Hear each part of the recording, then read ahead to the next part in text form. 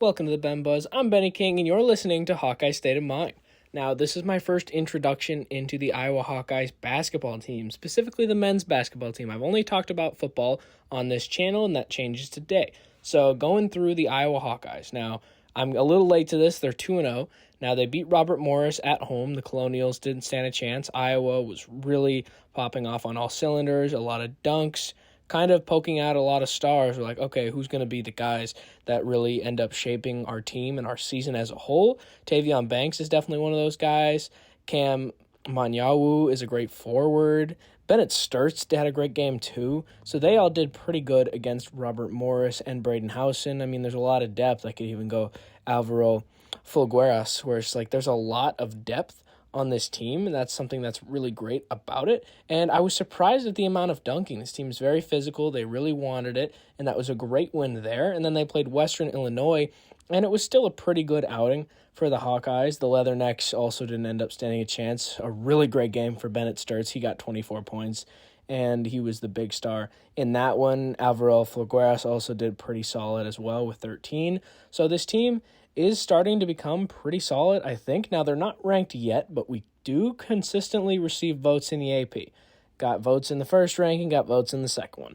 Now we have a huge matchup this Friday when we host Xavier. Now, I don't know how you say how difficult this game's going to be. We are at home, and they just lost to Santa Clara at home. It wasn't a great game for them.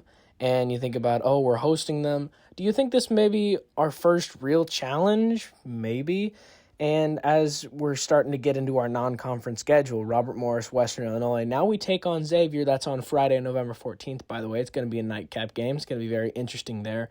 And then we play SEMO, Chicago State, and Ole Miss before we start getting into a really tough conference schedule. The Big Ten is really deep this year, especially since adding those teams were from the Pac-12. There's a lot of solid ones from there, and just the amount of depth in the Big Ten is crazy because, I mean, teams like us, we're not ranked, but we definitely could be, and there's a lot of teams that are kind of our same, maybe not as good, but about our same level or about, like, outside looking in on the bracket, where even if you say, oh, they don't have the number next to them, well, neither do we. So a lot of these games are going to be really interesting, and as we get into, I mean, we play number 17 Michigan State. That's going to be a tough one. We go on the road at number 16 Iowa State, and then we host UCLA. We host number 14 Illinois. You know, there's a lot of interesting ones. Now we have to go to Purdue, and we host Purdue. So Purdue's going to be really interesting. They were number 1. They fell, but we'll see if they end up being number 1 in one of those games that we play them. They're number 2, as I said. And then we host number 6 Michigan, and on the road at number 24 Wisconsin. So a lot of ranked teams here, and Wisconsin will have to see. We are going on the road. That's the thing here.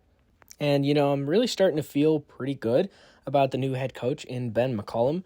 Now, they let Fran McCaffrey go. He's a longtime head coach. He had been here for years, and we do appreciate everything that he did from the program. Even though we didn't do much winning in the tournaments or things like that, he was really great at recruiting and did have himself a Big Ten championship just a few years ago over a highly touted Purdue, and Purdue really made a run that year. But, I mean, you think about the recruiting he was able to do, Luka Garza, the Murray twins of Keegan and Chris, Nicholas Bear. I mean, you can go down the line. There's a ton of guys, and, of course, the long-term Bohannon, he was huge for us. Like, we really did have a lot of talent back in those days, and I mean, I can even go back to White and Marble. He did a great job in recruiting, not as much in terms of winning. Now, we did pretty solid throughout the years, but didn't really end up working out too much in the tournament, and that was kind of the big reason why we kind of let him go, and especially missing the tournament. We didn't even make, you got to at least make the NIT or something. Didn't end up doing great last season.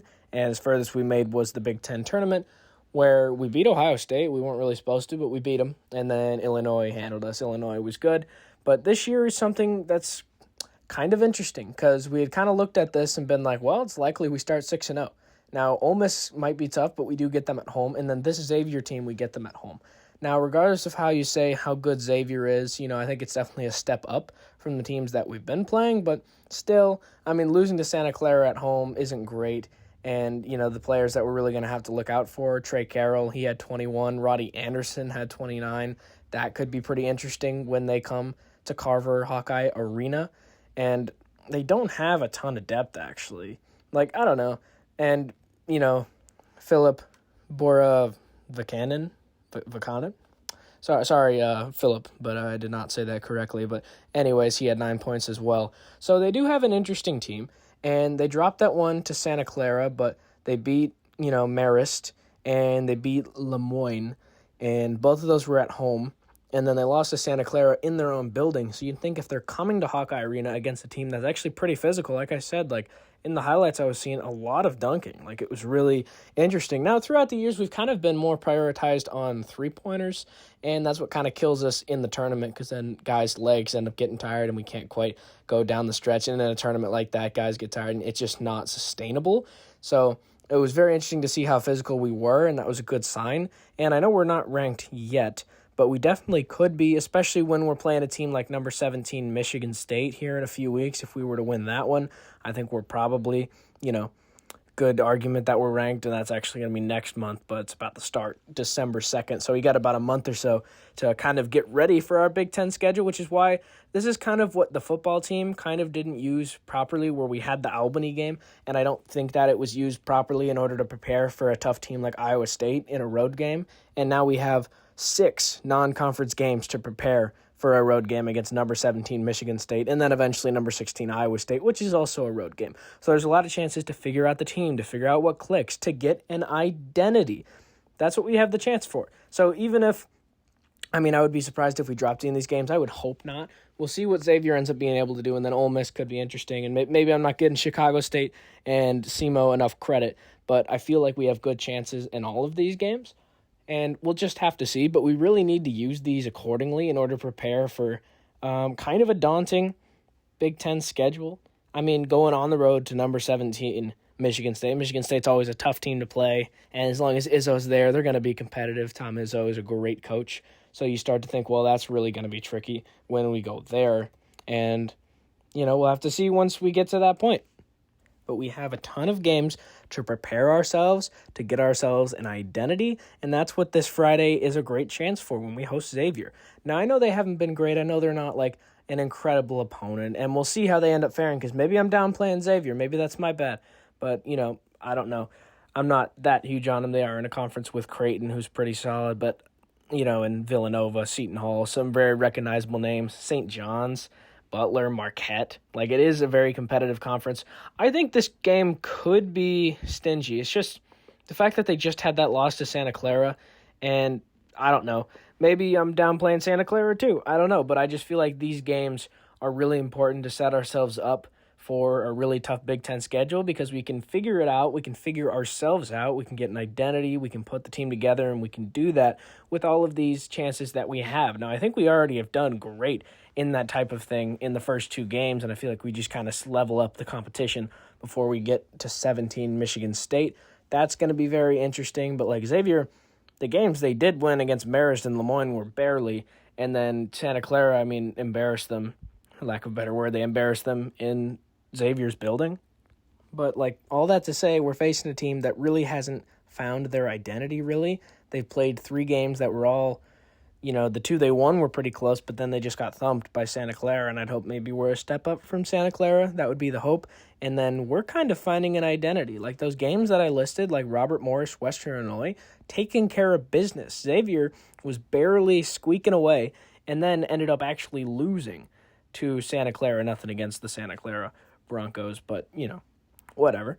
But Xavier has struggled, and I think they're still struggling to find themselves, and so maybe you think they're a pretty good team, but it's still pretty early in the season. It's still pretty early in our non-conference schedules, and I feel like what Iowa has been able to do, dominating Robert Morris, dominating Western Illinois, I would be surprised if this game wasn't similar. Maybe that's a stretch. I don't know. Maybe Xavier's actually good. They just haven't shown it yet. And if so, that's my bad. And maybe I'm jinxing us. That's my bad.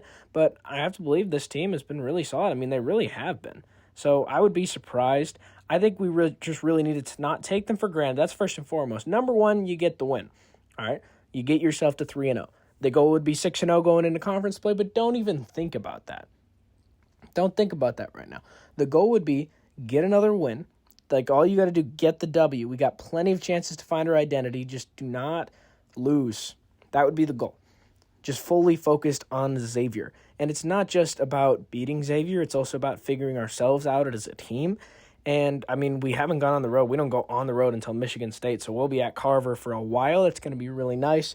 Home field advantage is crazy there. It's really awesome. And if you saw, like, Caitlin Clark and, like, all the waves that drew and, like, the amount of crowds that shown up, it's like Carver Hawkeye is consistently selling out. Like, it is a great stadium and it is a great fan base. It's just that people only saw it during the national media attention that Caitlin Clark brought, and people thought, oh, it was just when she's there. It's like, no, these Iowa fans are committed, and they fill that Carver Hawkeye arena for, many sports in men's and women's basketball. So this one could be interesting. It really could. And Xavier has had some interesting bounces. It's just so early in the season, and you're still trying to figure out what teams are good and what teams are still trying to find their identity. I think that's definitely Xavier. Now, we've taken care of business, and they really haven't. I mean, they've barely beat 2 teams, and then they lost a game.